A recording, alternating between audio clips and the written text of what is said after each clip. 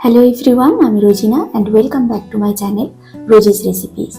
আজ আমি তোমাদের সাথে শেয়ার করব চিকেনের একটি কারির রেসিপি, যেটা হবে সম্পূর্ণভাবে ওভেনে। যদিও আমার চ্যানেলে চিকেনের বেশ কিছু রেসিপি আপলোড করা রয়েছে, তবে এর স্পেশালিটি হলো যে এর পেছনে আলাদা কোনো টাইম দিতে লাগে না। যেদিন আমার হাতে অনেক বেশি কিছু কাজ থাকে, অনেক রান্নার থাকে, বা যেদিন রান্নার পেছনে টাইম দিতে ভালো লাগে না, সেদিন আমি এই রান্নাটা করি, যার জন্য এর নাম আমি দিয়েছি ফাঁকিবাজি চিকেন কারি। সত্যি বলছি, নামের সাথে মিল আছে অনেক, কারণ এর পেছনে সত্যি কোনো টাইম লাগে না।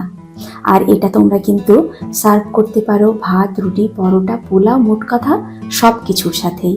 আমি এটা ওভেনে করেছি, তবে তোমরা চাইলে কিন্তু এটা গ্যাসেও করতে পারো। এর জন্য আমি এখানে চিকেন নিয়েছি, চিকেনগুলোকে কারি পিস করে নিয়েছি। এখানে আছে প্রায় 750 গ্রামের মতো চিকেন।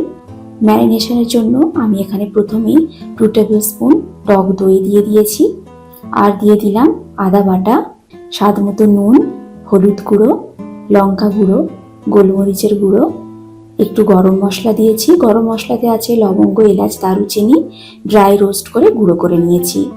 আর এটা দিচ্ছি ফ্রেশ ক্রিম। ফ্রেশ ক্রিমটা আমি দিয়েছি 2 টেবিল স্পুন। এটা অপশনাল, তোমরা চাইলে স্কিপও করতে পারো। এবার এই সবটা খুব ভালোভাবে হাত দিয়ে মেখে নেব। এবার এটাতে লাগবে পেঁয়াজের বেরেস্তা। কাঁচা পেঁয়াজটা না দিলেই ভালো হয়। পেঁয়াজটাকে হালকা একটু ভেজে নিয়ে তারপরে আমি দেব। এরকম লাল লাল করে ভেজে নিয়েছি। এবার এর থেকে কিছুটা আমি চিকেনে দেব, আর কিছুটা রেখে দিয়েছি লাস্টে উপর থেকে ছড়িয়ে দেব বলে। এর সাথে দিয়ে দিয়েছি 2 টিস্পুন ঘি, আর দিচ্ছি 1 টেবিল স্পুন সাদা তেল।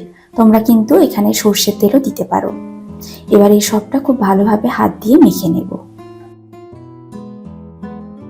এবার রান্নাটা করব আমি একটা বোলে। যেহেতু আমি এই রান্নাটাতে একটু গ্রেভি রাখতে চাই, তাই একটা ডিপ বোল নিয়ে নিয়েছি। তোমরা যদি একটু শুকনো শুকনো করতে চাও, তাহলে কিন্তু একটু ছড়ানো জায়গা নেবে। এবারে এইটাতে এক এক করে সাজিয়ে দেবো চিকেনগুলো। আর হ্যাঁ, একটা জিনিস আমি দিতে ভুলে গিয়েছিলাম, সেটা হলো এই শাহি জিরা। এই শাহি জিরা 1 টিস্পুন আমি ভালো করে মাখিয়ে দেব। প্রথমেই দেওয়ার কথা ছিল এটা ম্যারিনেশনের সময়, ভুলে গিয়েছিলাম। তোমরা কিন্তু ম্যারিনেট করার সময়ই এটা দিয়ে দিও। ব্যাস, সব কাজ মিটে গেছে। এবারে শুধু ওভেনের ভেতরে এটা রান্না হতে থাকবে। ওভেনটাকে আমি 10 মিনিটের জন্য প্রিহিট করে নিয়েছি।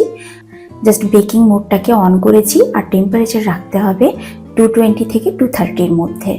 এবার উপরের র্যাকে রেখে চিকেনটাকে আমি আধ ঘন্টার জন্য রান্না হতে দেব। এবার আধ ঘন্টা পর আমি টেম্পারেচারটাকে কমিয়ে 180-র মধ্যে রাখলাম। এবার চিকেনটাকে বার করে আমি একটা ঢাকনা দিয়ে ঢেকে দেব। তোমরা যদি এটাকে একটু শুকনো শুকনো করতে চাও, তাহলে কিন্তু একটা চামচ দিয়ে এপাশ ওপাশ একটু নাড়িয়ে দিও, আর ঢাকনা দিও না সেক্ষেত্রে। আমি যেহেতু প্রথমেই বলেছি এটা কারি বানাবো, একটু গ্রেভি থাকবে, তার জন্যই উপর থেকে একটা ফয়েল বা একটা কিছু ঢাকনা দিয়ে ঢেকে আবারও আধ ঘন্টার জন্য রান্না করে নেব। এবার আধ ঘন্টা পর আমি খুলে নিয়েছি।